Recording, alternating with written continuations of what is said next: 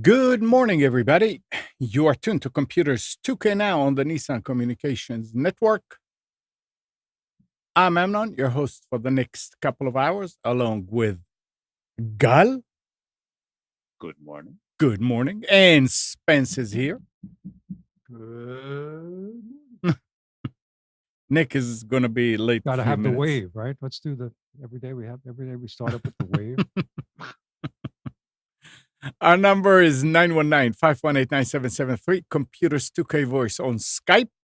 And today's show is made possible by vMix Software, Telestream's Wirecast software, and is sponsored by Tom Sinclair of Live Streaming Gear. I was very impressed with your switch box. Oh, the Stream Deck. Yeah. Yes. Yeah. Nice. Yeah, it makes things easier. And today I'm going to try. Like if your picture is there and there's Spence.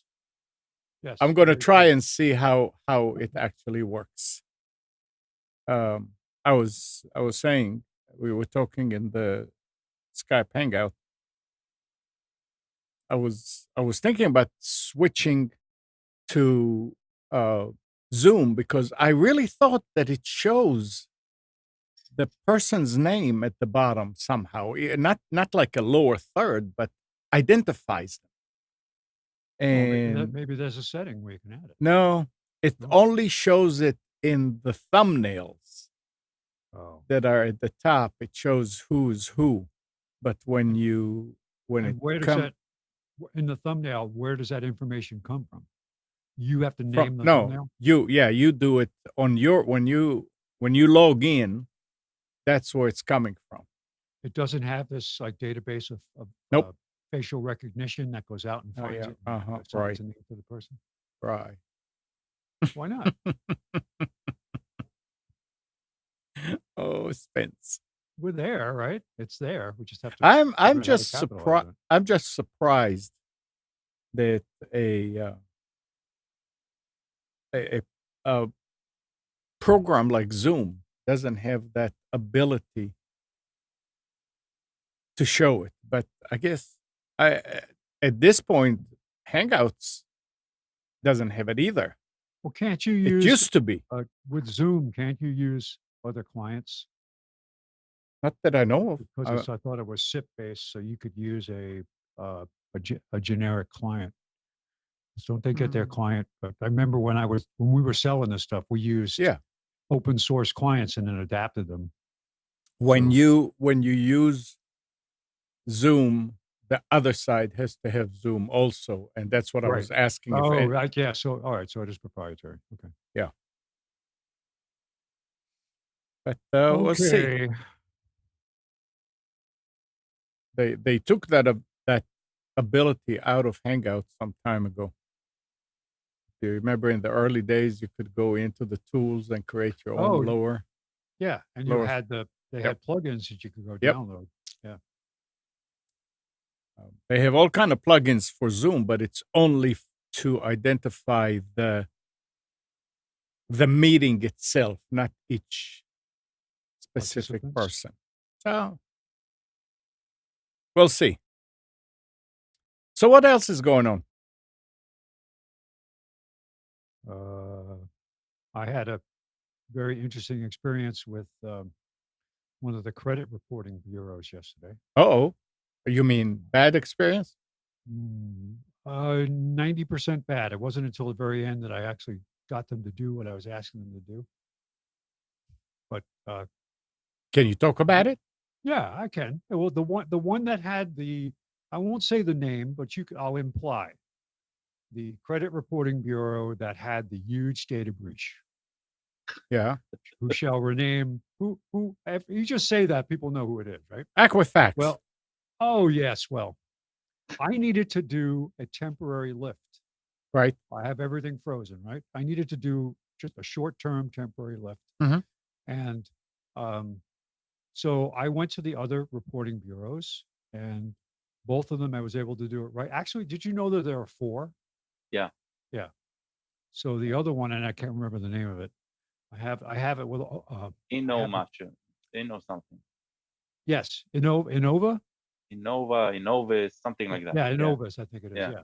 So I have freezes on all four, and um, to do what I wanted to do, and it's because if I applied for a certain credit instrument, I could get a huge discount on something if I bought it that way. And of course, I'll never use it again. But the point was, oh, I might. But the point was that I needed to do this. So I'm sitting at my desk, and I got all three to work, but the Equifax one wouldn't let me log in. Kept saying, "Oh no, error! You're going to lock yourself out. Try to reset your password. Wouldn't let me reset my. You must call customer service. You must call customer service." Hmm. So finally, I call customer service, and their automated attendant. This is the voice response unit. Oh, welcome to, and and all this stuff is broken because you say, oh, if you want to talk to somebody about your online account, we need to first get 4 pieces of essential identification before we can forward you to the customer service agent. Social security number. Well, yeah, it's one of them. It is. It is. And Yeah, it is. that made me nervous to start with. But I called them. So, and I checked the number to make sure the number was legit because it popped up inside in the screen on their webpage. So you get to the point where it says, now enter your 9-digit social security number. Either say or enter, and you enter it in, and it will go, okay, I get, and it starts to read the numbers, and and you hear this little beep, and it goes, I couldn't get that. And it does it again. I couldn't get that. And 3 or 4 times. I couldn't get that. And then it goes to the start again to say, now enter your social, and it's just a loop. It's not working. Mm-hmm. And And it's never forwarded to a person. well, eventually, if you do hold down the operator button and just hold it down, it will eventually say, I think it says, I guess you need to speak to an operator. Oh man. So I figured out how to do that after frustratingly hanging up, tried different phones, thinking maybe it was the touch tone on my phone, maybe it was my actual phone. I called from my cell phone, I called from my landline. I'm wasting all this time. So finally, I got through to a person, and right away, it's like, this isn't good because I can tell it's not in the United States. It turns out it's in the Philippines. But I was very skittish about it. And I got to the point where he starts to ask me questions like, all right, to verify your identity, you had a mortgage. And what mortgage company did you have? And what was the monthly payment? And I'm like, I don't have that stuff sitting in front of me.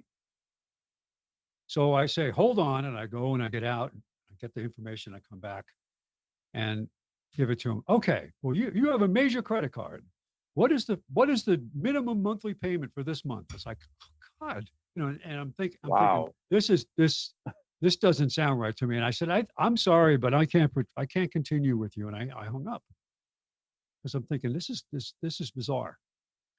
So after trying again online, trying again using my PIN number, tried to call the so-called line that lets you do it on the phone, which is the same 4-question automated attendant thing, which didn't work. Finally, I got through to a third person. The second time I called, the guy took my information and hung up on me. The third time, I actually got through, and this person, I said, I'm going to be patient. I'm not going to be crazy. And so I said, first of all, let's try to fix my online presence. Okay. So we go through the security questions, and I answer the questions. He says, okay, let's go forward. He said, oh, I'm going to have to hand this off to our second tier support. I said, why is that? He says, it's not your problem. And I said, what did I do? He goes, you didn't do anything. Our database has a problem. Okay. So he hands it off. I said, well, you need to help me because there's two things I have to do. I have to unfreeze some credit. And what was the third thing? I don't remember. There was another, whatever it was. And he helped me with all of that on the phone, which was great. But Let me. So how did you get to the person who actually helped you?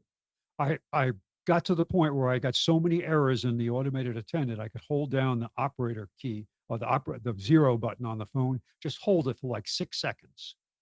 And it would come back and say, like, almost like sarcastically, well, I guess you have to speak to somebody, right?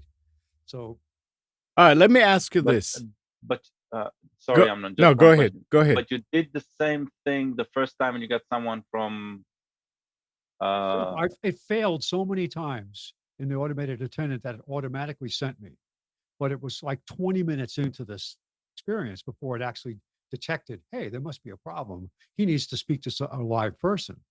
Okay. So I was able to force that earlier by just going through a couple of errors and then holding the button down.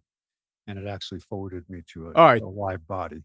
So let me ask you this. Why did you have to unlock it? Because I was applying for. Okay. That's what I do yes. it. I do it too. Yeah. But let me tell you what I do. What? I only unlock Equifax. I don't do any of the other ones. They didn't tell me what agency they were using. No. Yeah, they don't tell me which one either. And actually, when I remember calling and asking, I mean, because I'd rather do it all on the phone versus the application. They were saying, we can get to your credit report. And I said, so which one do you want me to unlock? And he said, all of them.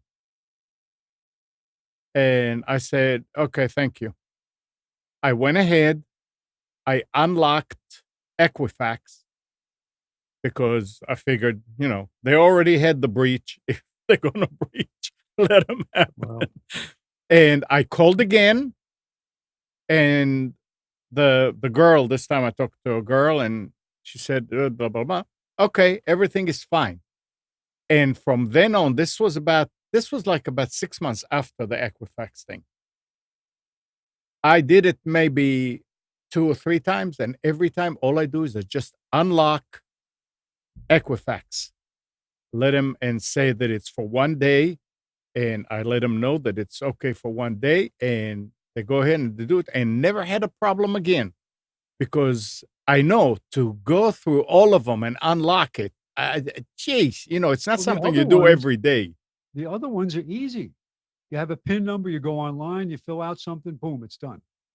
No, Innovis is a full form, I think. Yes, it's a form, but it's still instantaneous. It happens right away. You're not submitting it for approval. It happens. So I had this exact experience last night, applying for a credit card that I wanted, and I have locks also. I've become a US aware person of his privacy, and now I have locks on everything. And what I found is, so I was trying to figure out this bank, who do they work with, right? Who do they check the credit against? There's zero information about specific companies and their the credit bureau they're checking. But what there is apparently the whole idea of the credit bureaus is like regional, not necessarily regional to the consumer, but regional to the headquarters of the company. Yeah, and there's some list online. It's not complete. It's not airtight, but I think that the bank I needs TransUnion, for example.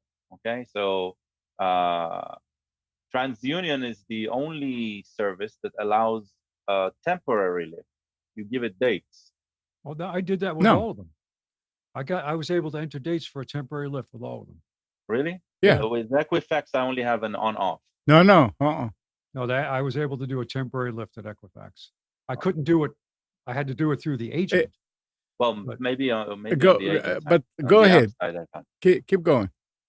So yeah, so right now I'm waiting for 24 hours to pass because stupid me, the temporary one online can only start the next day. Yes. Yeah, and that is annoying as hell. Yes. Hmm. I know. But I know that there are places you can. Equifax just wants to sell you everything, right? They want to sell you identity theft. They said from you, Yeah. and they want to sell you credit monitoring, and they want to sell you all kinds of other services on Right. top of. And so it's like, no, I just want the free thing. If you live in North Carolina, you can go to the. It's not the Secretary of State, but there is an organization within North Carolina that you can go to and get, and it'll say you are entitled to a free lock. Now it depends I think it's got something to do with age as to whether you're allowed to do it multiple times, but you can do it for free. You can lock your credit.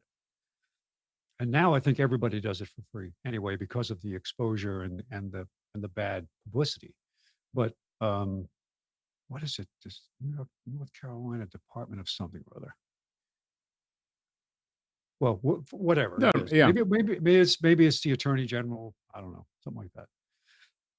But I found it. That's how I originally found it, and I set up the first three. TransUnion was by far the hardest one to set up, but the easiest one to use at first, in the beginning.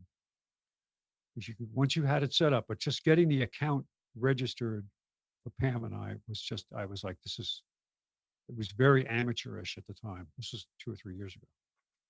Well, I can tell you TransUnion works for me on the web, doesn't work on the app. Yeah. Well, I haven't tried. Doesn't log me in. Yeah. Doesn't log me in. Yeah. And that is so annoying. So yeah. But Yeah, but the thing is, you don't do it. Save some money on it's a major purchase. I'm buying a tool, and I just went up to the pro desk at this place and said, "All right, I'm a regular customer. I don't have a commercial account." I said, "I'll tell you, even if I didn't even mention this. I said, I walked in the door the other day, and for being a good customer, you gave me an automatic 5% discount at the register, which I didn't ask for." He said, "Can I still use that?" And the guy goes, "Do you have an account?" I said, "No." He says, "Well, that's like a promotional thing that pops up at the register. I can't force that to happen." So he said, "Well, if you open an account, I can give you so much off this item and 10% off the entire transaction." I said, "Okay." So it's 5% off all the time if you use the card. And I've been using I've been using a personal credit card to charge materials for the company. And I thought, well, I don't charge that much that I get that much of a benefit Mhm. from a points perspective. So I just decided I'll get the card. Maybe I'll use it. I'll always pay it off. I'll never actually charge anything, or I'll never actually finance anything. But I was supposed to try to get back to the store before this person left, and I did, and he was gone after I had already unfrozen or thought I did anyway. But frustrating. Oh, well. That's all right. Amnon, Gene is writing no sound here. All of a sudden, I don't know. I guess it was Gene- working before. It's yeah. I mean, I see the bar jumping up and down. Gene, you must have something turned down.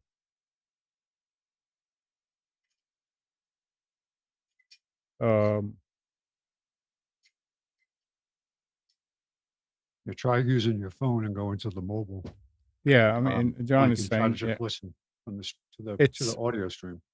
Gene, make sure that the speaker at the bottom left, if you're on YouTube, does not have a line through it. If you're listening on another one, just look for the. If you are on Facebook, you have to unlock the speaker because the speaker comes on apparently by default. It's muted, and you have to unmute it. So, but yeah, the sound is actually going out. What store was it, Spence? Lowe's. Okay, I mean, tell people, so they'll know. No, it was Maybe- great. I had no problem with them. Yeah. They were very cooperative, and I'm still going to go back. I mean, it was an air compressor is what I was buying, and they have it held for me, so it's not. But by the way, I did decide not to go with the 60-gallon. It's just too big. So I'm going with the portable 30-gallon one. It's more than enough for painting and the things I want to use it for. It's just the sand. The only thing that was in question was using my DA air sander. What about air delivery between the two? It's 5.5 at 90 On which one? on the one I'm getting. And the other one? The other one was 11. Oh, wow. But it was huge. I mean, they're both dual stage, which is interesting. Now they have a portable one now that's a dual stage. So the recovery time, I actually read through all of the questions and answers, and the people that manufacture, it's made by Campbell Hallsfield for Lowe's. They were answering questions directly to consumers to say, can I use my DA sander? The guy goes, you can use it. He says, you need to you can't just use it continuously. Mm-hmm. You have to wait. He said, but the good news is that a dual stage charges faster, and that you can add another tank. And that's what I'm going to do is add. I have a small extra tank. I have another compressor. Yeah, I can put them all together, and I can have more than enough capacity. Yeah, but I'm also buying with it at the same time. I'm going to give Aaron my old vertical compressor. And I'm buying a small pancake compressor too, so I can use it when I'm out and about working. Mm-hmm. Yeah. But yeah, I've saved up for this and needed to paint the truck. Anyway. Yes. Let's see what we had here as stories. Nick sent something, and I don't remember what it was about, but I'll let him talk about it when he shows up. Right to repair. The New Hampshire State House rejected the Digital Fair Repair Act last week, in part thanks to a representative who seems to think that cell phones are literally garbage that no one should bother repairing. Huh? Yep. Cell phones are throwaways. If something happens to them, you just throw them away. It's when something that costs $1,000 is throw away. I know. It's just amazing. I throw one away at the end of every day. Buy a new one every day. What's the problem? If the battery goes dead, I throw it out. It makes no sense what these politicians are doing. Now, here is something that's kind of like it's nice if it happens, and it probably will. All 4 major U.S. carriers, AT&T, Verizon, T-Mobile, and Sprint, have each issued the same press release announcing that they are forming a joint venture called the Cross Carrier Messaging Initiative, CCMI. It is designed to ensure that they move forward together to replace SMS with a next generation messaging standard, including a promise to launch a new texting app for Android phones that support it in 2020. So apparently we're going. I mean, I don't pretend to know how the SMS works and what's bad about it. But this is next generation going away from SMS and going to CCMI. Uh, right now, it's still kind of a problem to communicate between between iOS and Android, right, with texting, or is it not It's not a anymore? problem. It's just that you lose some features that you get if it's between two Apple devices. You get enhanced features. You can tell a text to an Android or any other phone is going to be a green box, and with a iPhone to So what? iPhone, it's a blue box. You can text. You can actually send with Apple. You can extend that text to any other device that's under your Apple ID. If you And are it doesn't have trying, to. Doesn't it be carried? It can be your hold it, your hold it, hold it. It could, and all kind of stuff on paper. If you are trying to text with your daughter, yes, she has an iPhone, you have an Android. yes. What are you losing? You're using the ability to have multiple devices Why would you participate need in the multiple text. devices? Because you could be sitting at you're sitting downstairs and your phone is upstairs and you have your iPad next to you on the desk and the text will come in on your iPad, even though the iPad is not on the carrier network. Oh, So it'll let you do that. It could be a pop-up on your computer. It could be any iOS device can participate in that text. And there's some other multimedia benefits that you can do too. off the top of your head, do you know what? I mean, Well, like sending videos and different formats that are not supported by normal text. okay. I wouldn't say it's a huge thing, but if you're part of a community of people that use iPhones, you'll notice that there are certain things that you can do that are nice little tweaks that you don't do with between to Android. No. So, but if you're like if depending on if you're roaming with your phone, those you still have to have the data channel available for the iPhone features to work. So if you're outside, like you're roaming and it's just using carrier services that have texting Mhm. and voice, but not data, then you can't use those iPhone features. Those enhanced features are gone. You can still text. Actually, it'll come back and say cannot send as a iMessage, but can send as a regular text. Proceed. You say yes. Oh, I guess it will still be different because they're not talking about iOS. They're talking about Android with that new standard.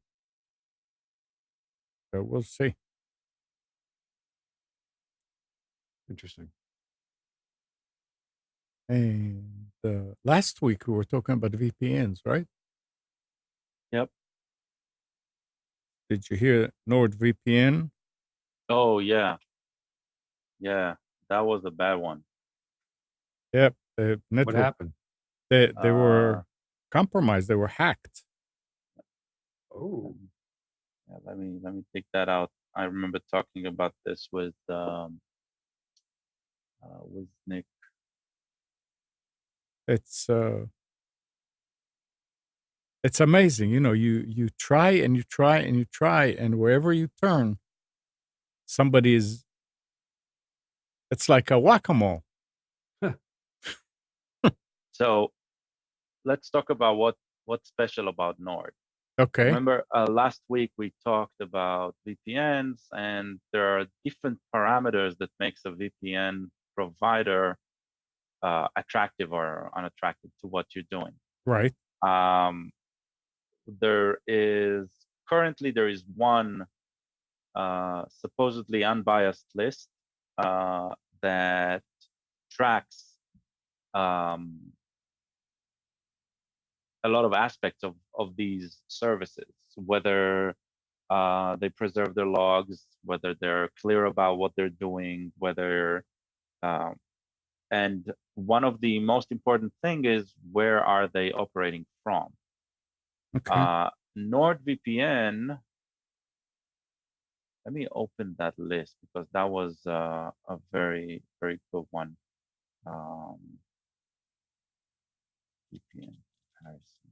Remember pasting it, but now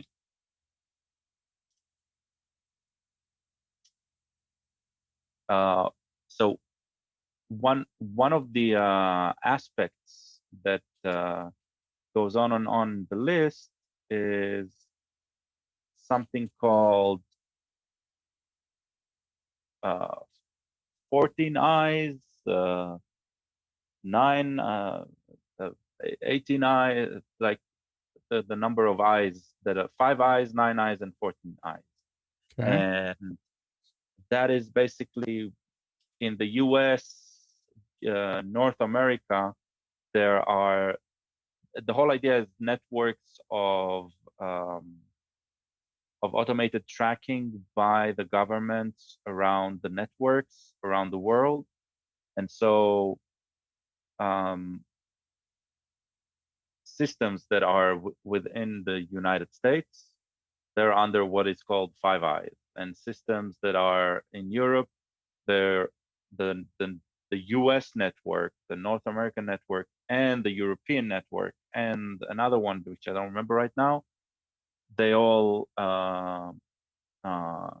monitor traffic and have jurisdiction on requesting information, etc. And so when you're looking for something to stay anonymous for a while, something to go under the radar, you're looking for solutions that are outside of this jurisdiction. So there's a few that works from locations that are not under these eyes at all. And NordVPN was one of them, right? But even though they were out of them, they were breached. So that was like, it's a huge blow because it was a very convenient VPN. It's still, right? It's a very convenient VPN. They have great systems set up, and they have a real assortment of server locations and all of that. And they were one of there are not a lot that are under no eyes. And this one, which was under no eyes, was breached. So that was a blow. Just Google 14 eyes. It'll take you to the Wikipedia page. You can see exactly what that means. Those jurisdictions and 14 eyes. I can give a summary. 5 eyes, 9 eyes, and 14 eyes. Yeah, it's just the participating surveillance arms of different countries. Right. So United States is the main one. The file is under the 5 eyes. Australia, Canada, New Zealand, United Kingdom, and United States. There's some controversy. This has to do with the whole probe that's going on now about how when a government wants to do something off book, so to speak, can collect information about a citizen that would be normally illegal to do in your own country. You go to one of these other partners in Five Eyes and you say, can you get the information for us so we're not implicated. Really? Right. Yeah. So they'll use that. The whole Snowden affair, right? Where he said exactly. Yep. The US is spying on its citizens, right? So this was exactly that.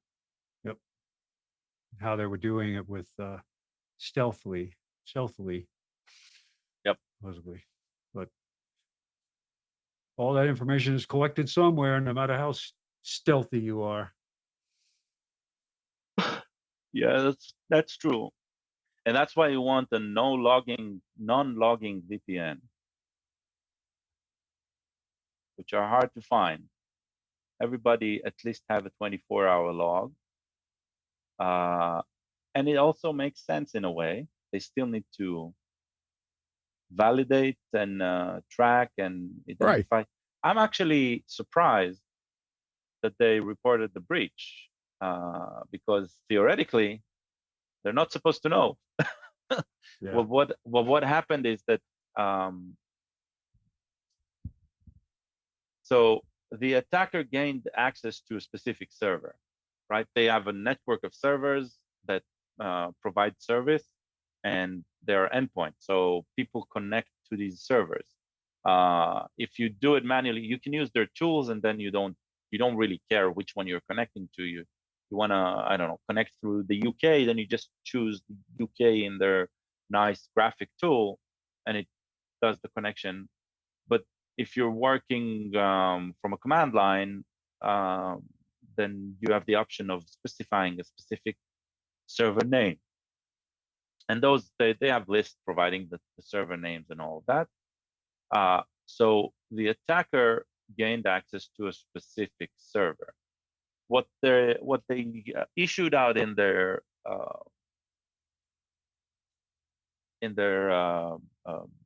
press release is that they said it was only that server and no personal information has been reached. But the real problem is people are hearing, and they're not explaining. People are hearing a server was breached. That Right. means the one step into their network already occurred, right? And they're claiming it's no big deal, just this server, right? That's like it feels a bit like a wash off, right? They're not explaining how the net at this time after they've been breached. I don't think they have any choice, but they chose to keep secretive about their internal structure instead of explaining why it's not a big deal. And they need to educate everyone. So yeah, they want to keep themselves secret. I understand, but cat's out, right? So now they need to, I think, invite everyone and explain exactly how they work, because otherwise nobody will trust them. VPN users are there for their privacy, so it's definitely a huge blow for them, a huge one. Well, we'll see what comes out of it. And talking about big names and compromises, Czech cybersecurity software maker Avast disclosed today a security breach that impacted its internal network. Avast also does CCleaner these days. In a statement published today, this was last week, the company said it believed the attack's purpose was to insert malware into the CCleaner software, similar to the infamous CCleaner 2017 incident. Avast said the breach occurred because the attacker compromised an employee's VPN credentials, gaining access to an account that was not protected using a multi-factor authentication solution. When The it rains, it intrusion, pours. huh? When it rains, it pours. Well, the intrusion was detected on September 23rd. But Avast said it found evidence of the attacker targeting its infrastructure going as far back as May 14th of this year. The identity of the attacker is currently unknown, but the company said hackers didn't manage to modify CCleaner downloads this time around. So, the company has multi factor authentication. They have VPN. I mean, they're trying to protect themselves, but here is a server that doesn't have it. And here's an employee that, I don't know how you break into VPNs, but apparently you can. I mean, to get the credentials, and that's it. They're in. And when people are asking me, I'm putting the Delta Force hat on, why I issue such complicated passwords that they can't remember, I explain to them because I don't want anybody to break into the network. And they say, yeah, but this is just for email. And Yeah, the way that I explain it is if you lock the front door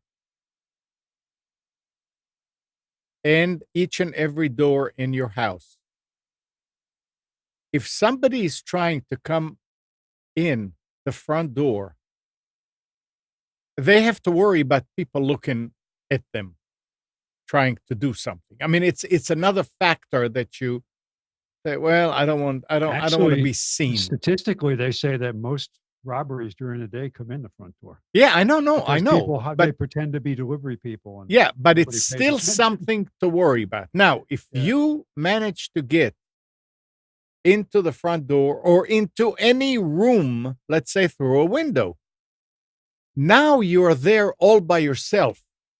You can work as long as you want and manage to open the door from the inside and go to another room and open it, and you're working at your own leisure, so to speak. And you have to explain to people, if somebody breaks in and gets into one server, that's their 50% on their way to break into the other. And that's why every server, I don't care what it does, if it's the web server, if it's the list server, if it's the mail server, whatever, have different password and has a complicated password, a strong, real strong password.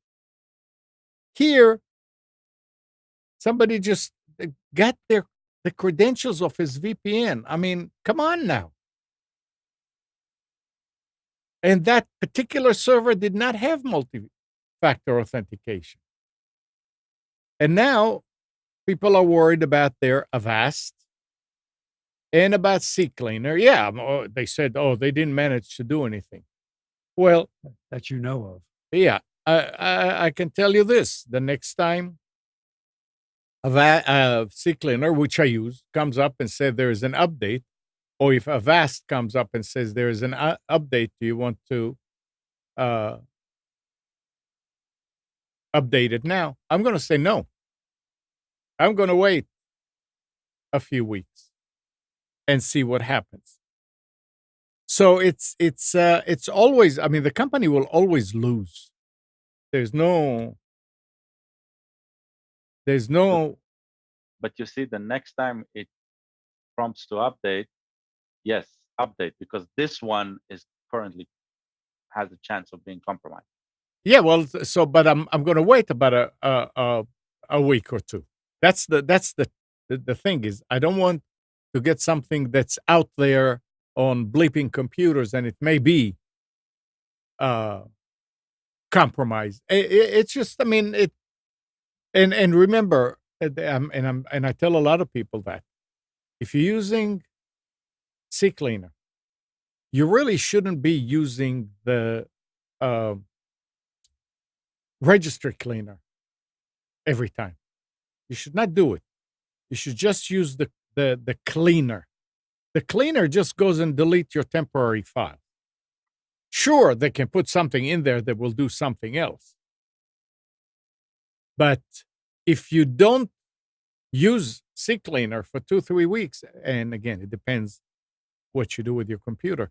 All you're doing is you're building up that cache that could slow you down a bit. Yeah, if you don't delete and maintain that cache and remove it in a year, your computer is going to start doing all kind of weird things. But so it's no big deal not to use it for a couple of weeks, just to feel better. And yes, they hopefully they will fix it, even if it was compromised and they didn't tell us.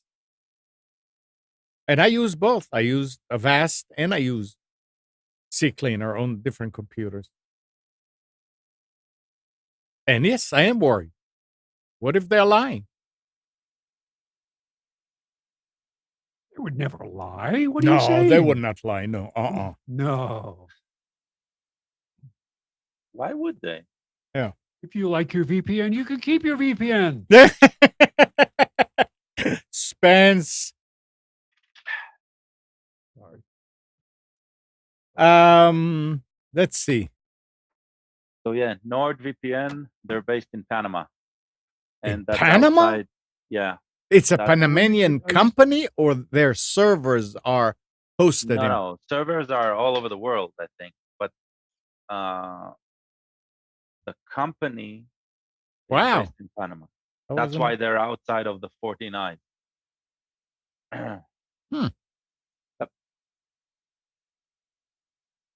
Interesting. Okay. And here's something that happened, and it's not the first time apparently. For the fourth time in 3 months, a Symantec security product is crashing user apps. And this time it's the latest Chrome release, 78, Ooh, fun. which rolled out earlier last week. According to reports on Reddit, the Google support forum, and in comments on the official Google Chrome blog, Symantec Endpoint Protection 14 is crashing Chrome 78 instances with an "oh snap, something went wrong while displaying this web page" error. The errors have been plaguing users for the past few days.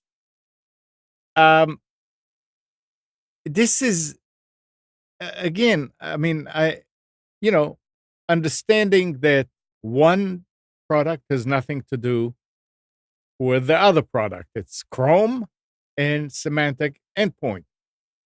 But why do they let it get to the point of, 2 days? I'm sure they heard about it from the first person who said that, and somebody should have tried it. And I think we should come up with our own browser. We'll call it Brushed Nickel instead of Chrome. a what? Brushed Nickel. You sure there isn't one already? Could be. There's a lot of Oh, forks. maybe we'll go with oiled bronze. That's another good name. Yeah. It's just it's amazing what some of the big companies are not doing to keep their clients happy, relaxed, secure. I mean, It costs money. but these come are on. huge companies that to have one person say, "Hey, look, you know what? You try it, you test it." Jeez. Yeah. But then if he finds something, then it'll be delayed. Yeah. Well, Unfortunately, that's how our world works. Why do you think Yeah, I know. Windows updates break so many things? yeah. No, I agree. That's And the way. they actually do. I mean, they've upped their testing game substantially, right? Yeah. Still, like it's things break. It is what it is, man. So they went Yeah. from one tester to two. I'm not accepting it. I'm just saying that's just the way it is. He's not defending him. No way. They went from one tester to two. So they increased their number of tests by 100%. Oh, Maybe. Symantec. Oh well.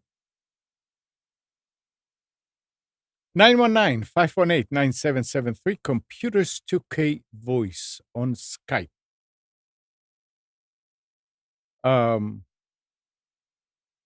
I had a weekend of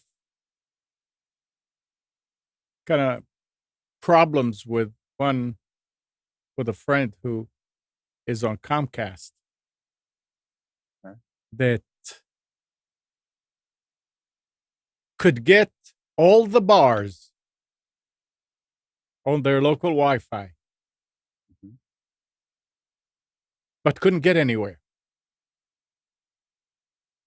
And connecting to the modem, to the Comcast modem, they were using Comcast modem and another router. Was working fine. But going through the router, it works and it stops working. He had another one identical to it. It's a D-Link router. Took it out of the box, brand new, put it on. Same thing. I told him to call Comcast and find out what they can tell him, or call D-Link if he can and find out what they're telling. He called 2 minutes later and said, "Oh, everything is working okay now. I got on Comcast, and on their website, they had a button that you can click and it fixes modem troubles. And my modem rebooted and now it's working." Said, "Okay, good." Well, 10 minutes later, "Oh no, it's back." That was Surprise. that was Friday night, and then yesterday, and finally I said, "I have no earthly idea." No, I mean, we went and reset it, the router to factory. I mean, and now it will not even work with a wired laptop. Reset everything on the laptop, on the router, nothing. Every now and then it'll work. So you didn't pay for full time. You paid for now and then. No. It's just amazing. And he was saying that, and I don't blame the guy from Comcast who said, "Well, you're using a D-Link router. I can't help you with that." And I don't know that it seems like I would try and keep the customer happy, because the customer is looking, "Hey, it's Comcast." And to say, "I can't help you without even trying," is not a good thing in my book. You try and you look at a little few things, and his Wi-Fi was very, very slow, very slow. So I said, "Well, try and change the channel." And he couldn't find anywhere on the router where you set up the channel. Got to be under advanced. Well, we went to. I mean, I see it on the in the manual online, and he says, "I don't see it. It's not there." And there were a couple of things different, and I said, "Well, how about update your software on the router?" That didn't do it either. And we were both getting frustrated. Then he tried the Netgear router. He went and got a Netgear router. Did the same thing. So I said, "Well, go back." Oh, and Spence, you can tell me if that's a problem. The Comcast modem is also a router, and the Wi-Fi on it was working, in addition to the Wi-Fi from the router. But it was a different. It was 192.168.1 versus 192.168.0. So I said, "Well, it's no problem." And Wait, every no, time, that's not a different network. why? You just said 192.168.1.0. No. That one and that zero. I mean, I'm not counting. I'm not even. Different subnets. Yeah. Okay.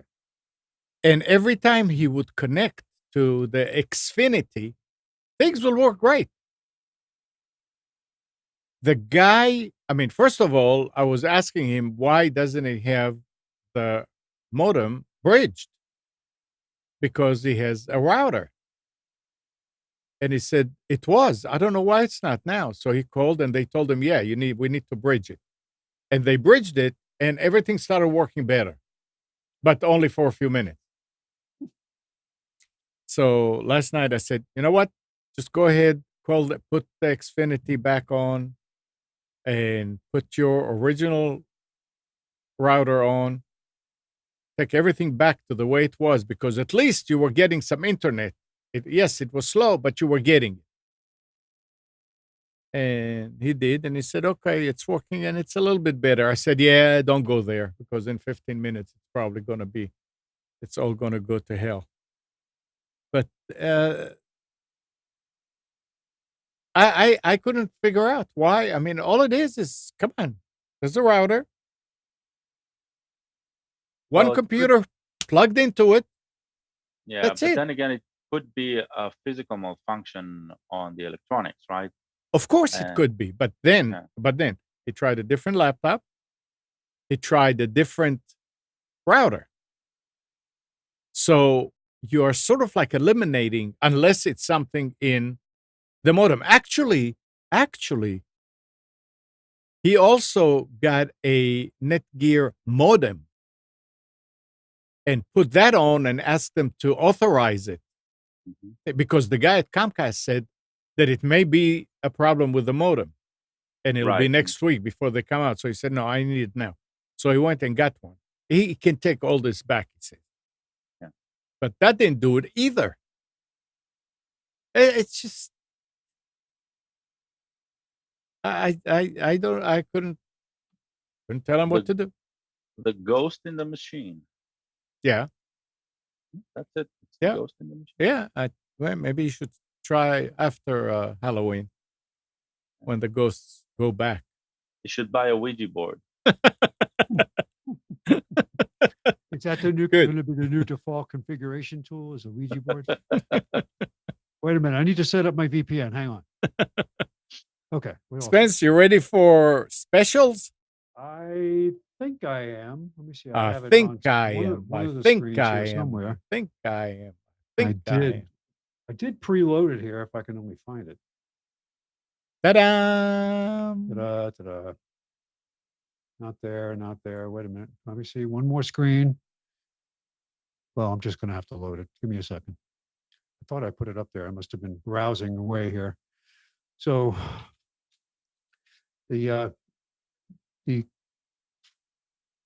Best Buy situation continues with the same.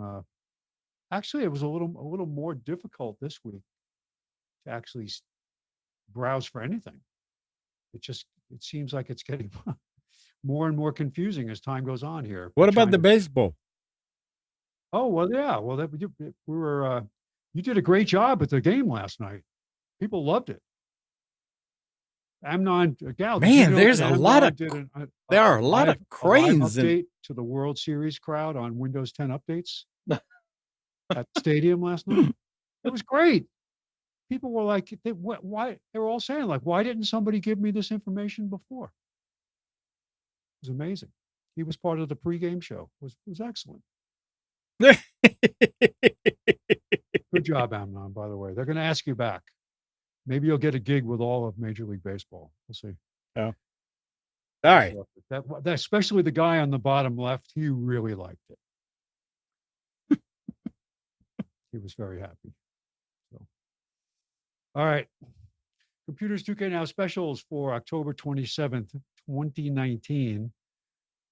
And we start with our friends with the staple guns, the stapler place, right? Mhm. Where they used to just sell staples and expanded the business. They did a pretty good job. I think it was Mitt Romney that helped them expand out of staples. Isn't that true? Next. Be that as it may. All right. So we have a Workforce WF7720 wireless wide format inkjet business printer for $179. That's $120 off. And there's some extra. I didn't go drill down into it, but I think if you trade in another working printer, you can get an extra $50 off. So it makes it more than 50% off, which is nice. And that's a high duty cycle business class printer. If you do need something with 11 by 17 format, this is an inexpensive way to go. So that's go ahead. why. I'm sorry, my mind's still in A4 and A3. So this is like a larger form page. Yes, 11 by 17 instead of 8.5 by 11. So Oh, okay, yeah. So it's like the double of its size. Yeah. Okay. Yes. Yeah. Awesome. But I used to have a Brother wide format printer that I used for making posters for business trade shows and stuff. Worked pretty good. Yeah, I was a little. Anybody in graphic design will make. Yeah, But this is inkjet, right? this is inkjet. Yeah, Yeah. but at this price, yeah. Yeah. Lenovo IdeaPad S340. This is very similar series to the ones that were on sale last week, but still good prices. 300 off, extra 100 with a trade-in. So, but it's 399, and it's a i5. I know a lot of people out there are fans of the Apple earbuds, but don't want to spend what is it, 149, 179, something like that. Mhm. Pretty expensive. These are Altec Lansing knockoffs, but they're apparently pretty well made. They're 49 bucks, $10 off. We've got an i7 Dell 17-inch laptop for 649, which is 250 off. Got a Dell 24-inch LED monitor for 109, which is $90 off. Got a deal on a Samsung 500 gig solid state drive was $74.99, which is 25 off. If you're looking for a i5 desktop, they got an HP Pavilion i5 for $479, which is 150 off. This Netgear router, this is a kind of a mid-price dual band. You can get them cheaper, not from Netgear, but TP-Link does make a dual band that's under 100 bucks. But this is a fairly good router, AC 1900. It's not the top of the AC standard, but for most people, this will do the job. Really, what you want out of AC isn't necessarily overall speed, unless you have like a lot of people streaming at the same time in the house. What you want is the AC features for interference or channel assignment and all that. And you want to have an AC adapter, of course, in your device that you're connected to so you can take advantage of these things. It solves a lot of problems. My daughter installed an AC router in her house, in her townhouse, because she was getting issues just front to the back of the townhouse. The signal was so overloaded with the 15 or 16 other Wi-Fi networks that were adjacent to her network that it just didn't work real well. She had a Ring doorbell. Oh no, not a Ring. Simply Safe doorbell that was dropping connection. It was like 30 feet away. So she put in a TP-Link AC router and it solved the problem. Even though I don't know that the Simply Safe doorbell is AC capable, but it still helped. Another Brother Laser USB wireless black and white. It's wireless and USB, I should say. Monochrome laser printer, copier, scanner. The 2390DW for $99, say 50 bucks. Does not have a sheet feeder. You don't need a sheet feeder. This is a really good choice. It does use the same cartridges as the as you go up the line in the desktop laser printer line. Doesn't the D stand for duplex? Duplex, yes. Yeah. Duplex wireless. So it does do automatic two-sided printing. Most printers do now. Even inexpensive inkjets now do two-sided printing, which is pretty amazing. All Square products are 20% off.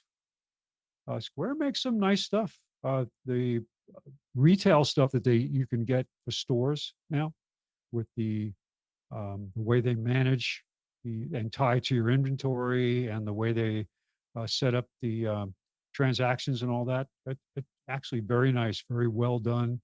I think they have their own tablet now, but they used to be set up mainly for iPads. They would stick them in a dock. I think you can get their branded screen now also. I'm not up on that, so I apologize for that. But I have the Square reader that I use occasionally for business, and it's a good organization. The price, it's not the cheapest credit card transaction vendor out there, but for the convenience of it, it's worth it. So if it's rectangular, it's not on sale. Only Square. That's exactly right. And they only accept Square credit cards. So yeah. That's a problem. All right. So online specials, we've got a deal on another Brother. This is the basic monochrome laser printer, the 2320D duplex only. This means it's not wireless. There's no networking built into this, but it does attach by USB. 89 bucks, which is $10 off. We've got an Acer 14-inch Chromebook laptop for $219, which is 26% off, which is about $80 off. Verbatim, 8 gig USB 2.0 flash drive 5-pack for $22.99, regularly $37. These are handy for just having, have a little jar on your desk with a bunch of flash drives in it that you use for just knock around stuff. Or if you want to have like an archive of, here's all my pictures from 2013. I don't know if you can fit them in 8 gig. I think I could on my iPhone anyway. Put all my pictures on there just as a secondary storage. If you have stuff's being saved to a hard Instead drive, of just for floppies. convenience. Instead of floppies.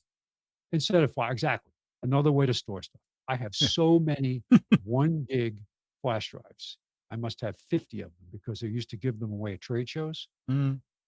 And so they would give me like bags of them, logoed ones that I would give away. And I take 2, take 3. And I still wound up with a bunch of them. So I still have a lot of them. And I use them for casual, save an event, pictures from an event, and I just throw them in a jar. And remember all the fears about, over time, they'll degrade and all that. I haven't had any problems. I've had a few flash drives go bad, but usually it's because they got bent or something happened to them. They were injured. They didn't just fail. So, and finally with Staples, we got a Logitech Combo MK270 wireless keyboard and mouse. Actually, that's the one I have right in front of me right here. Very good, inexpensive keyboard and mouse combo. This is $21.99, which is $8 off the regular price. Hey, Office Spence, Depot, Office Max. I'm Spence, sorry, what?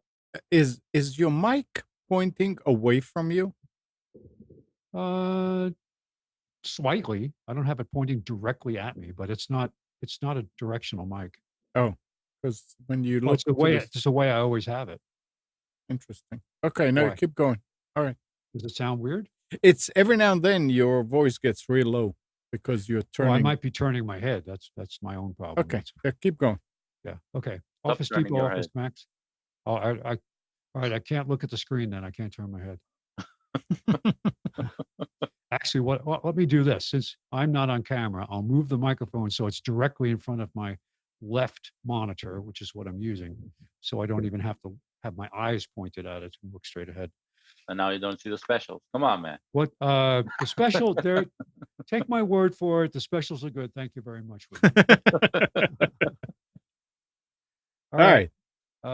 Office Depot, Office Max. We've got an HP 14-inch Intel Core i5 for $429, which is $160 off. Got an HP 23-inch touchscreen all-in-one desktop with an AMD A9 processor for $549, save $130. Again, a very specific but very useful application for this is in a family environment. You want a computer where it's on the desk or on the counter in the kitchen or on someplace in a visible area, easy to set up, doesn't take up a lot of room, powerful machine, touchscreen, does everything you need in the open, not in the, hidden in some room in the back of the house where you're not sure where the kids are going. So this is very few wires. Very few wires, exactly. You plug in and you can get wireless, you can switch over to a wireless keyboard and mouse with this too, because it's got but a good solution for keeping an eye on things. So Just add $22 and you get the Logitech wireless, and yeah, you're set. You're set. Yep. $549, $130 off. We've got a Dell Core i3 desktop for $399, which is $130 off. A gaming 24-inch curved gaming monitor for $119, say $50. That's pretty good for it's pretty good for 24, but the fact that it's a gaming monitor and is curved, it's going to have faster refresh time. $50 off. We got an Epson Workforce ES200 portable scanner. This is there's 2 versions of this. So the more inexpensive one is just under $100, but the advantage to this one is it's got a sheet feeder and a portable scanner, and it's got automatic two-sided scanning, which is nice. So $189, $30 off. And a couple of software items here, $100 off QuickBooks Desktop Pro 2020. If you're upgrading or just getting started with QuickBooks for Business, this is a good deal. They've also got, and I run into this a lot, people who are starting out with Windows 10 or using it now, but really don't understand or have a good background with it, or who are using Office 2019, which is if you jump from like Office 2007 to 2019, you're going to struggle. So here is for $24.99, Professor teaches Microsoft Office and Windows 2019. So $24.99, say 15 bucks. I can't vouch for the quality of this, but for the price, if it helps you a little bit, it's worth it. They've got a Logitech MK550 wireless wave keyboard and mouse. This is the multimedia programmable one. A little easier on your hands if you have issues with carpal tunnel. $50.99, $29 off. We've got Real Space Magellan manual height adjustable desk for $2.99, which is $100 off. I just been going through a series of videos online about neck pain, shoulder pain, arm pain, and all of the things that are caused by improper placement of your head when you're working and your arms. And I don't know that a table like this will fix your problem, but it could be something like some people have problems with their back. It's a good idea to stand. Standing is a good thing. Sit as little as possible, but this might be a solution for somebody who's looking for a way to get more time on their feet and still work. So $100 off. All iHome cables, charges, and smartphone cases are 50% off through the November 2nd. All right, online specials. We've got a 16 gig. And now this is a laptop format, a DDR3 SD-RAM module, $162.99, which is $48 off. I don't know what this stuff goes for out on the open market if you went to some other retailers, but for 16 gigs in a single module, it could save you a lot of trouble. Yeah, a lot of computers will not take it. Will not take. You got to check. You got to check the BIOS, yeah, to make sure it'll work. But if it's a newer machine, you bought it, it came with 4, and you want to boost it if it has an open slot. Mm-hmm. Hey, you can go with 20. That would be great. Western Digital MyCloud 4 terabyte external hard drive for $139. That's $100. What does that say? $199 normally. Yeah, so $60 off. I still have my MyCloud. It runs great. I have the 2 terabyte version of it. That's one of my backups for my business machine. 1100 VA 600 watt APC battery backup for $119, which is $45 off. That's a good deal. And finally, a Logitech Bluetooth multi-device keyboard. Nice, smaller form factor, not meant for, not that it's not meant for a desktop, but it's just a little more convenient. It does have the three device buttons on it. Bluetooth participates in their architecture. $29.99, which is $10 off. And finally, at Best Buy, we've got a Lenovo IdeaPad S145 15.6-inch laptop with an A6 processor for $189. That's 90 off. HP Envy 15.6-inch touchscreen laptop with a Ryzen 5 processor, 8 gig of memory, $679, which is 100 off.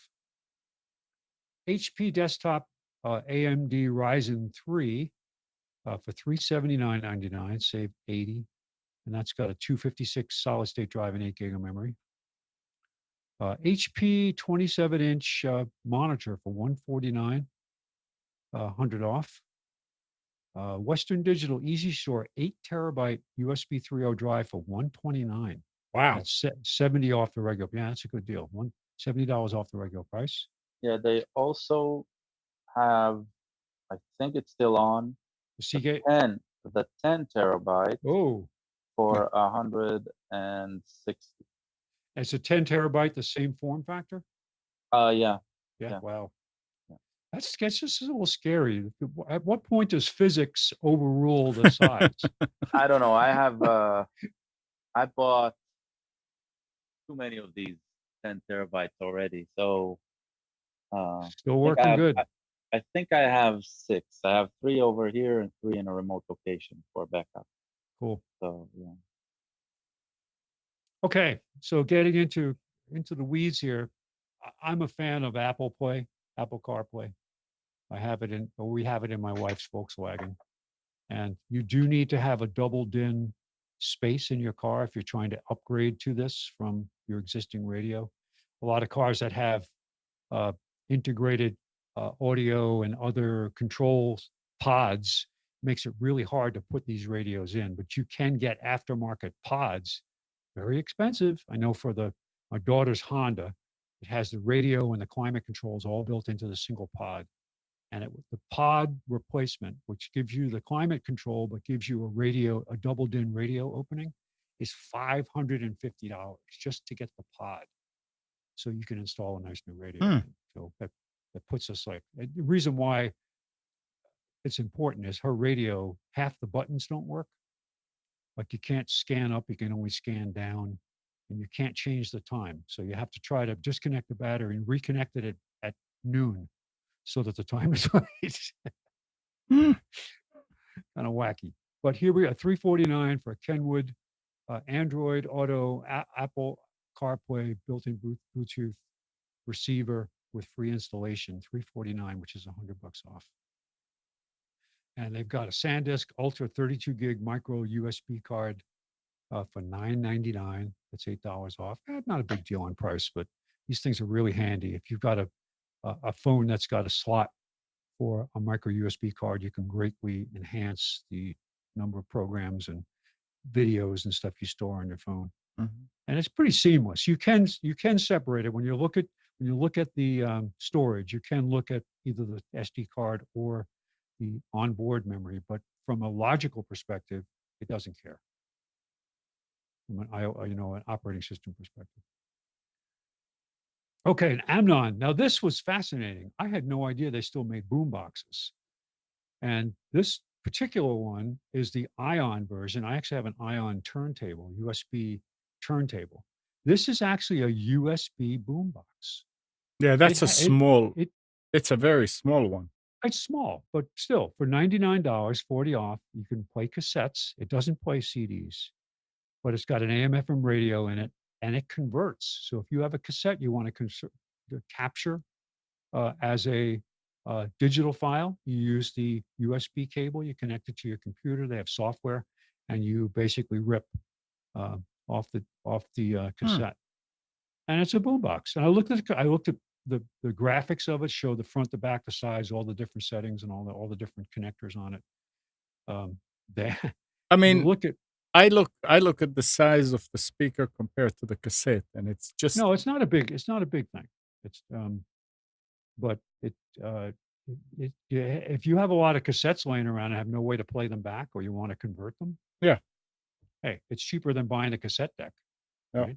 And we'll do. Maybe the quality isn't all that great, but I know people that spend hundreds. It's like this is what in Mike's territory, spend hundreds of dollars, if not more, to have their old cassette decks rebuilt, so they can have a source for playing back the cassettes. Mm-hmm.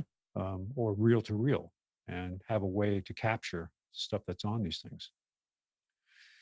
All right, we've got a Cobra Drive HD dash cam with iRadar. I didn't look up what iRadar was.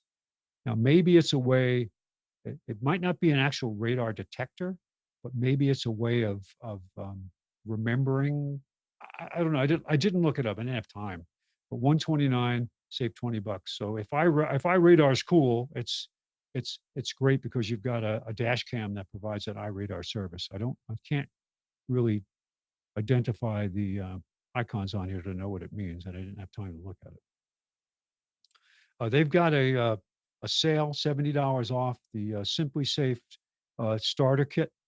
It's got four contact breaker sensors. It's got one motion detector, the base station, and a keypad for $199, which was normally $269, so $70 off. And finally, a pretty good deal on the Ring Video Doorbell Pro. The Pro is a lot smaller form factor than the standard one. The standard one is sometimes really hard to install because it's so big. But for $199, $50 off the Ring Pro doorbell in satin nickel. And that's it for Computers 2K Now specials for October 27th, 2019. Thank you, Spence. So when are you flying out to the next World Series game? Of course. I think they want to have you live, standing Yeah. right behind second base on microphone this time, not just over the video screen. Right. Yeah. Well, good luck. Hey, can you get me a seat? Can you get me a ticket? Maybe. No, I can't. Oh well. Yeah. Your influence only goes so far. 919-518-9773, Computers 2K Voice on Skype.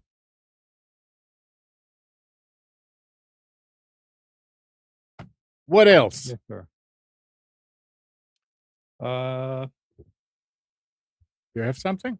It was actually didn't have any. I spent a lot of time online this week doing invoices and catching up, and I had didn't have any issues. One machine did do an update, a minor update, and I really didn't have any impact, which was good. I'll count it as a success this week to not have to do something because I'm waiting for the computer. John is commenting about iRadar in the chat. Oh, let's take a look.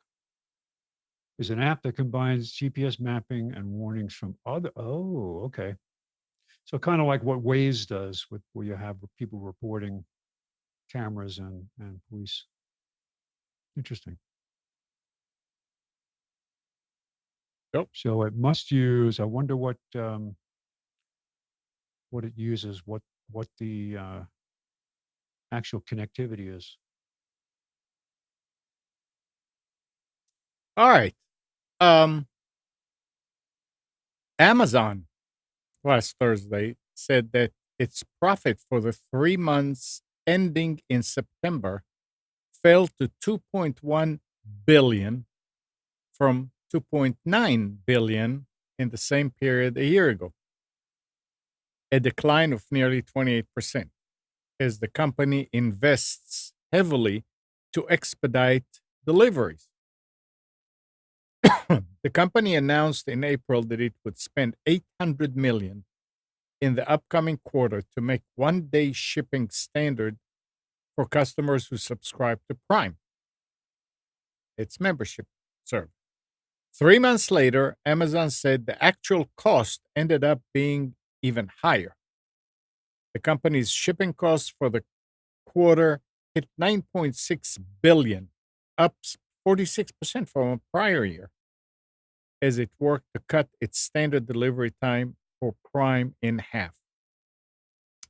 If that wasn't enough, Amazon's headcount grew by nearly 100,000 full-time and part-time employees during the quarter. Amazon held a career day last month, during which it looked to fill more than 30,000 jobs. The new employees will largely work in fulfillment and transportation roles amid the shift to one-day shipping. Now, Friday, I was expecting 3 packages from Amazon. Little things. So, and that's not the first time this happens like that. In the morning, here comes the Amazon van with an envelope. I said, "Oh, is that the only thing?" He said, "Yeah." "Why?" I said, "Well, I'm waiting for 2 more. I guess I'm going to have 2 more drivers coming in." Yeah, it seems kind of silly, doesn't it? It is so silly. 2 or 3 different, if I have set packages arriving the same day. I know that they're coming from different locations, so. It doesn't matter. I mean, they have a fulfillment center in Durham, and that's where these guys originate from. Come on. Even if they had a fulfillment center in Raleigh and a fulfillment center in Durham, in order to be efficient, the driver that's going to deliver should take all the stuff from Durham, drive to Raleigh, and say, here's the list. I mean, a computer should have it already for them when they get there. Say, oh, there's more packages for the same people you're going to. So here they are in this bin. And deliver everything at once. I mean, you have 3 drivers coming for 3 piddly little packages. That costs money. Yeah, but moving it between fulfillment centers is costing money as well. I don't know if they're doing it optimally, but we definitely don't know what's going into. No, we don't. I mean, when the last driver that came was a pretty nice girl, and I told her, I said, okay, I've got my 3rd one. She said, what do you mean? I said, I had 3 packages today. Each one came from with a different driver. She said, yeah, they're assigned to different companies. Apparently those contractors, drivers, I mean, they assign them to different companies. And she said, I guess we're losing money by doing this, but that's the way they do it. I wonder if this is going to turn out to be a failed experiment, because I don't know. I was talking to somebody from post office and how delivering packages is a huge part of their revenue. Yeah, sure, absolutely it is. And especially Amazon stuff, and that it's possible that they could be very impacted if Amazon goes mostly off on their own. Yeah. So it'd be interesting to see what happens. But you're affecting. I don't see a lot of stuff for Amazon ever come UPS. Mostly it comes postal service first, if possible, and if it's a next day thing, it comes by courier. Yeah, I mean, Usually, I think but it's usually not. It's not FedEx next day. I think they severed their relationship with UPS. Yeah, they didn't renew it or UPS something, anymore. or I don't know. Well, UPS still, I think, collects the returns. So I don't know about severed. Oh, but anyway, it's a waste. Well, if got you money to just burn. think about the logistics of next day delivery, Mhm. right? I mean, they were sort of the masters. We don't have Mike here today to complain, so- Right. Yeah. But they were sort of the masters of 2-day delivery, right? Right. And that was magic when they came up with it. And it's like, the difference between 99% and 99.9%, right? The effort to get from such a small advance in improvement in performance usually requires a lot more effort, right? So I'm thinking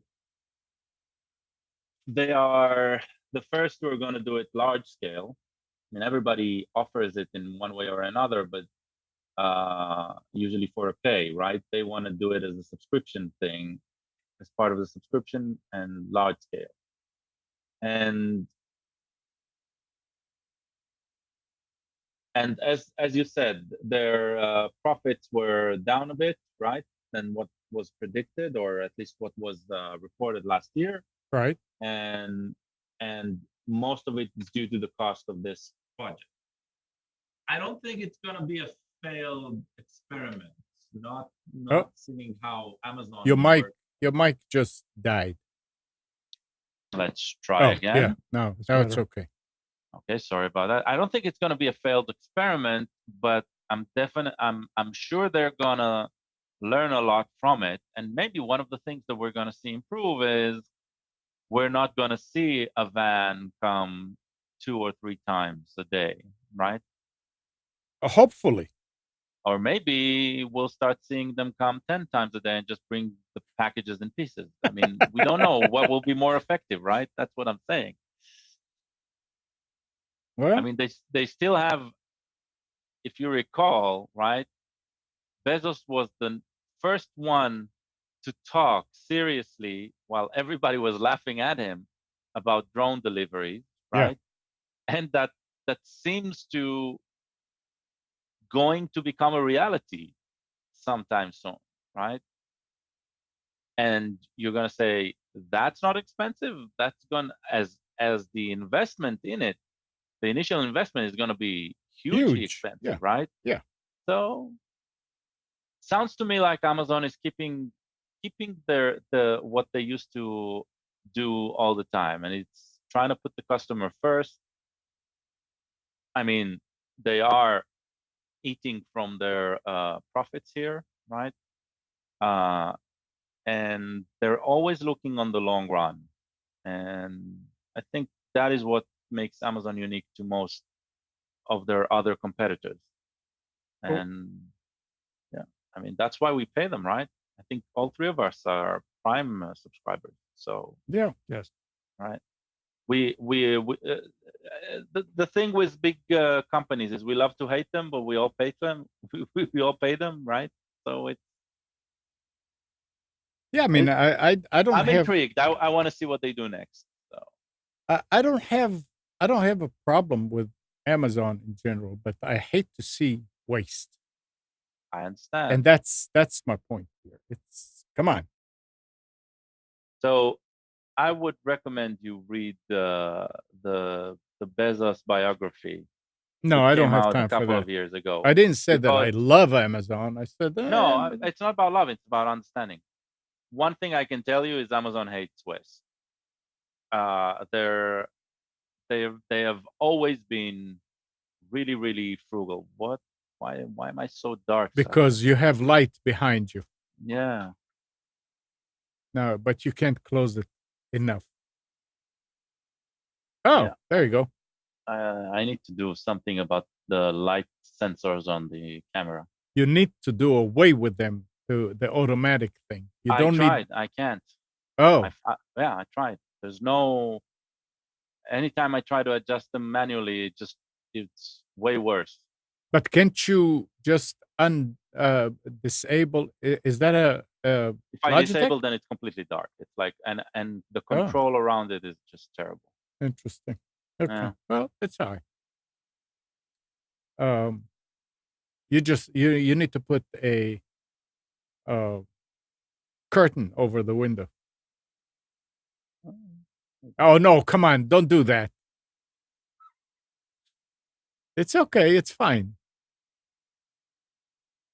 See, it Yeah, just becomes this ridiculous. yeah.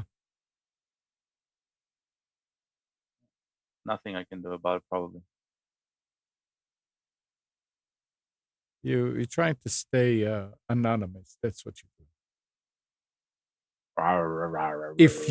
If you turn, can is this a camera? Or is this can It's is can the the Logitech can the application. camera turn?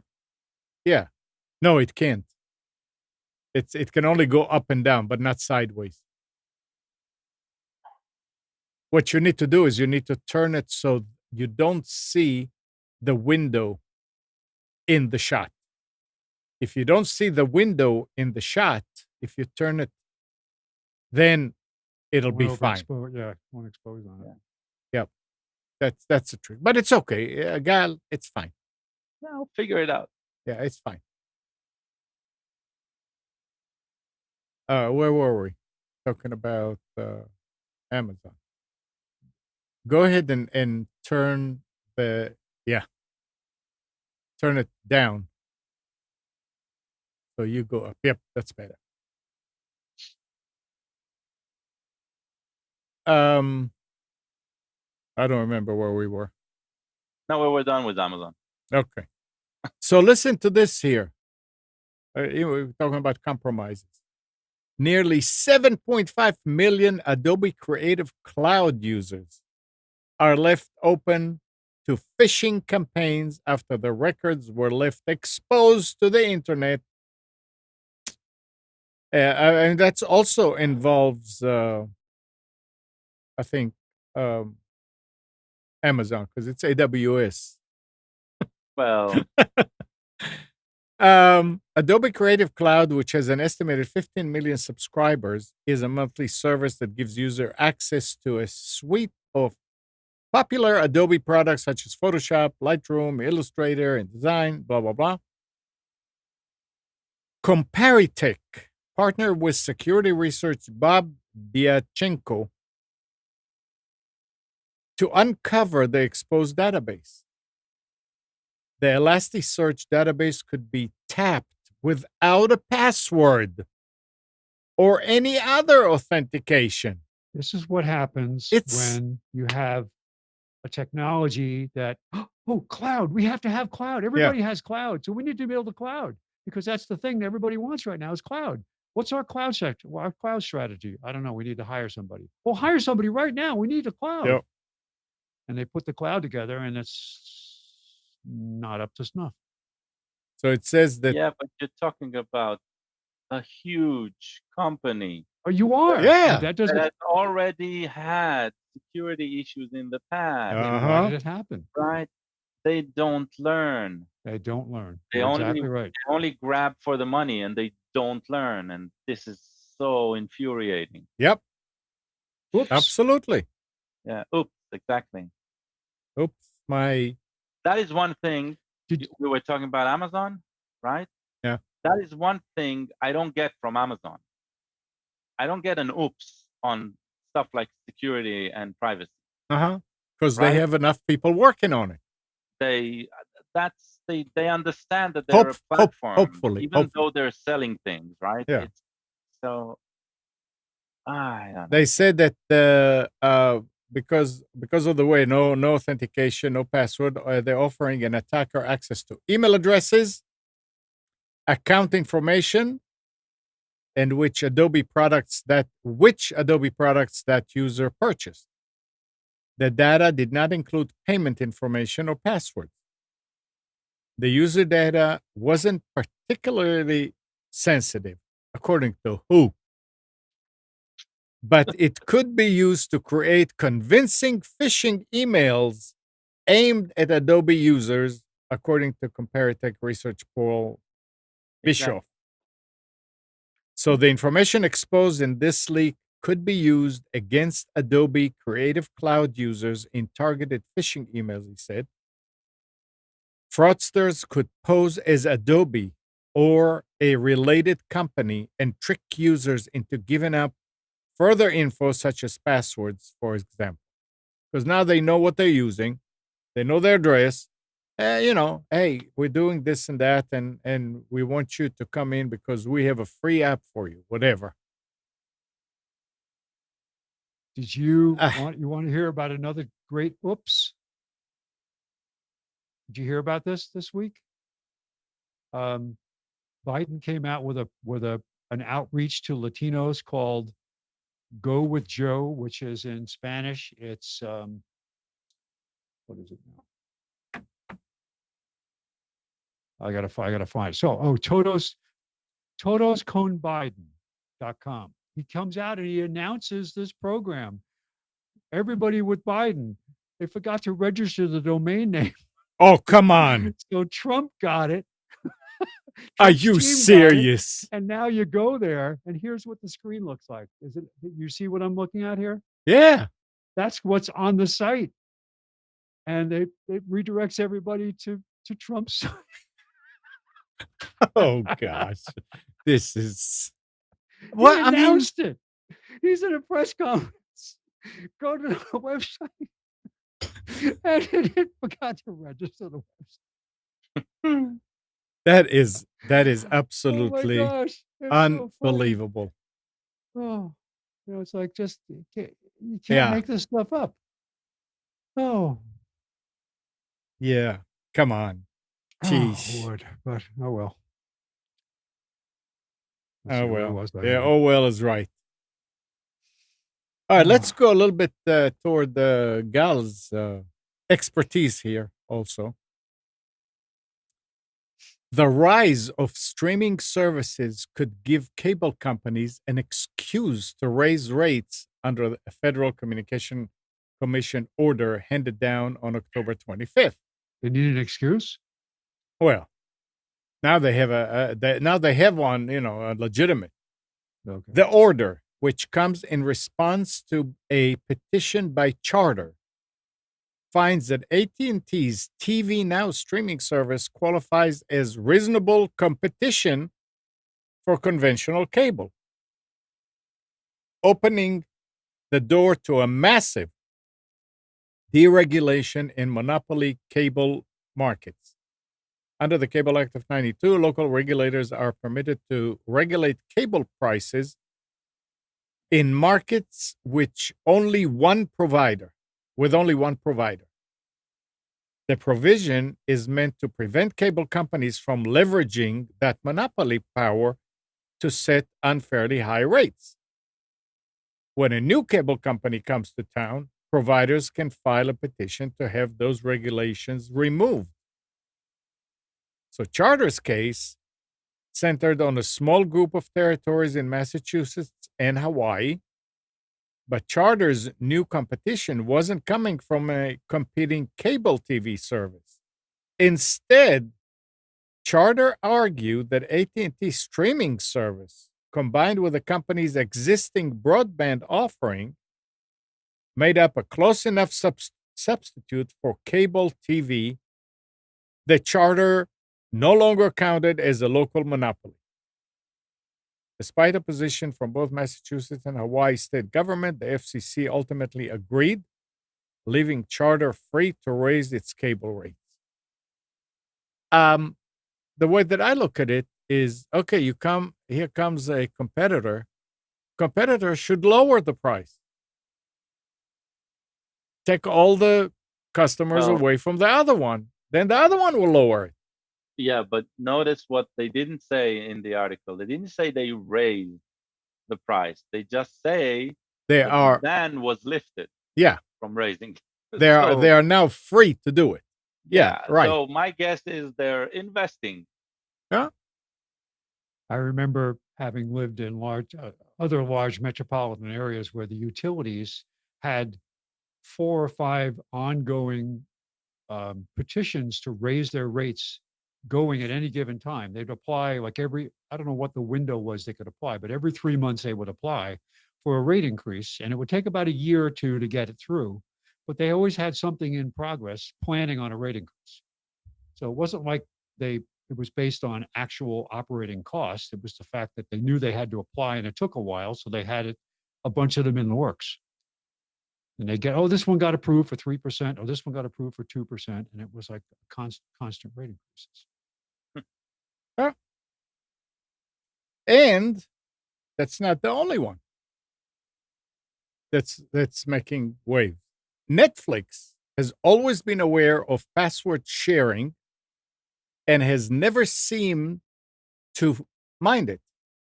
But that attitude may change as the company says it's looking into consumer-friendly ways to address that issue.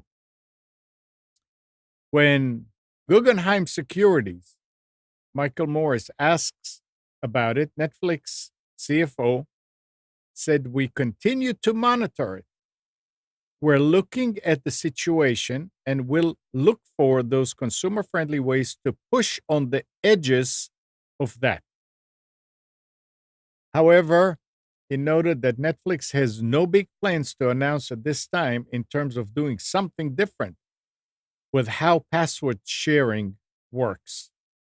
I mean, at this point, don't they have, when you go to Netflix, the initial screen is, who are you? And you have the different people that share. That's for in-house profiles. So if you're 5 people in the home, yeah, right? Up 5 people in the home, and each one wants to track their own viewing, right? So that's what the profiles are there. I know, but they're sharing a password for an account. Yeah, but they're talking about like 2 households. Right. You see, but they don't mention it here that it's for remotely, people that are away, Well, that was. Where was it published? What, the story? Yeah. It's from Slashdot. Well, I don't know. Slashdot is for Slashdot just picked it up somewhere. Yeah. I'm sure they did. Yeah, they don't do their own. I mean, if it's in a tech publication, then it's implied in just saying passport sharing.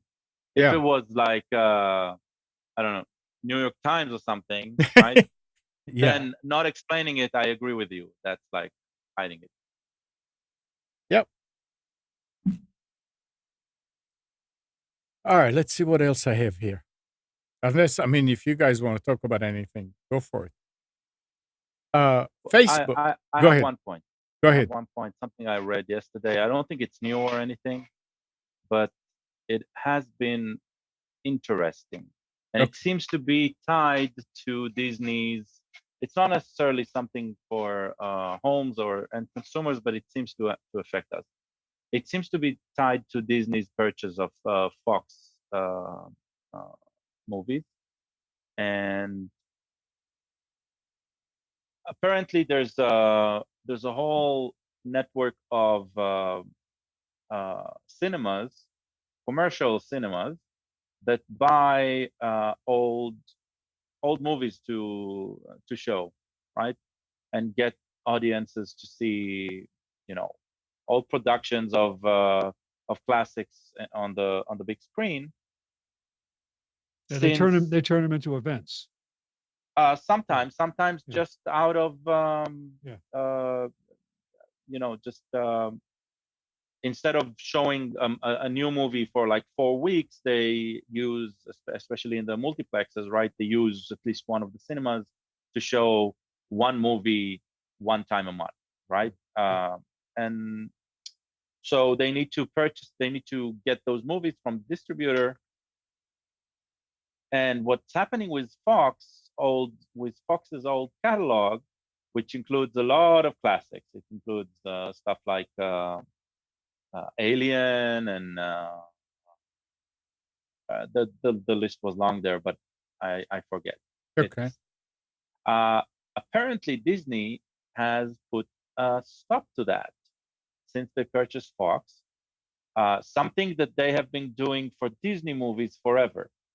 If a cinema wants to show an old Disney movie, it will only happen when Disney wants to, and not because of a request from the cinema. There are some caveats about non-profit cinemas, which apparently there is such thing, where sometimes these will get a positive response, but most of the time cinemas just get a reject for acquiring a copy of an old movie. And one of the speculations in the article, it was a rather long article about a lot of aspects, but one of the speculation of the article was that now that Disney is entering the streaming business, it's their way of pulling their fans, right? They might think that this is a way for them to pull the fans, because this is the only location where they could consume this, and the big screen in some local area will not be possible. Disney they've done this. They've done this with used to do this with videotapes 25 years ago. Exactly. Yeah. Exactly. And this is exactly the thing, right? They keep on buying. The statistics there said that 40% of ticket purchases in the US go to Disney. And it's soon, with the purchase of Fox, it's soon going to rise to 50%. So even though they don't own the cinema chains, right? The ticket purchase from there is almost completely theirs. And they are literally holding hostage the cinema owners now. And I'm not talking about, I'm not worried about, I don't know, chains like AMC, right, or Regal. I'm talking about the small local cinemas. They're snuffing them out completely. Right? Alamo Ale House is one of them locally that does this. Right. Yeah. So Fox appears to be out of the picture for most of this. Oh, pun unintended. For Hmm. most of these cinemas right now, and it's and if they keep on buying and buying and buying more media franchises, right? They now own Marvel. They now own LucasArts. Uh, nothing's gonna. We won't be able to see anything unless it's Disney. Interesting. Yeah. And to add to that about Disney, if you plan on streaming content from the new Disney Plus streaming service on Linux devices, you'll likely be greeted with error code 83. Fedora Linux package container maintainer Hans de Goede from the Netherlands first made the unpleasant discovery, GHacks reports, that he noticed that Disney Plus would not work in any of the web browsers that he tried on systems running Fedora Linux. He tried Firefox and Chrome, and both times Disney Plus threw the error code 83. Disney Plus support was not able to assist.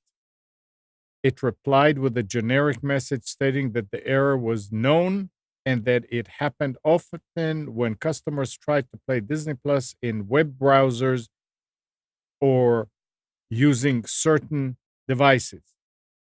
Support recommended to use the official applications on phones and tablets to watch the shows or movies. Other streaming services like Netflix work fine on Linux. So this is hopefully that's new, and hopefully they'll fix it, and it could play on Linux also. What is that expression, Gal? I doubt it's in any of their priorities. Oh. Um, Another little story here. A California man is suing AT&T after he says one of its employees allowed a hacker to access his cell phone number that resulted in his data being compromised and more than 1.8 million in cryptocurrency stolen from his account. Yeah, good luck with that. I I'm know. not saying. I'm saying he's completely right. Yeah, he That's is, but yeah. That's what I think we talked about it when two-factor authentication. uh-huh. Never use your phone as two-factor Yep. authentication. Not even your email as a recovery for two-factor authentication. The only way to do it is with hard-coded, downloaded codes and an app that changes the number. But yeah, that's exactly that. Those are exactly the stories. Right now, they're chasing cryptocurrency owners because that is the most lucrative outcome, and a transfer like that immediately rewards the robber. Yeah. So yeah. Right now it is. Absolutely. Yep. All right. Nothing really that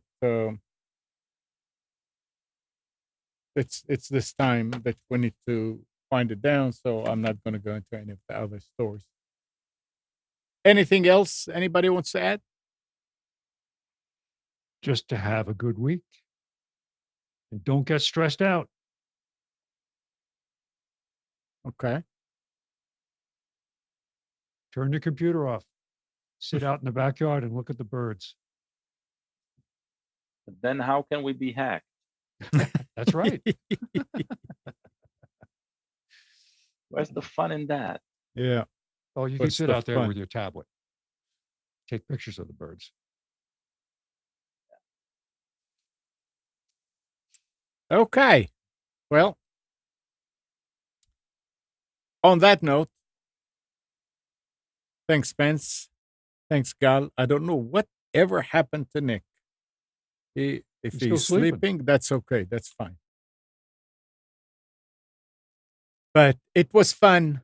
It was very, very fun.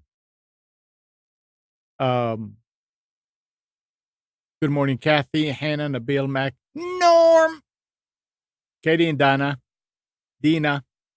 Thanks, everybody, for tuning to Computers 2K Now. We hope you enjoyed and maybe learned something from our time together. Remember to practice safe computing, back up your hard drive, and update your virus scanner. We'll be back here next Sunday at 9, but you can always reach us at computers2know.com. See you next week.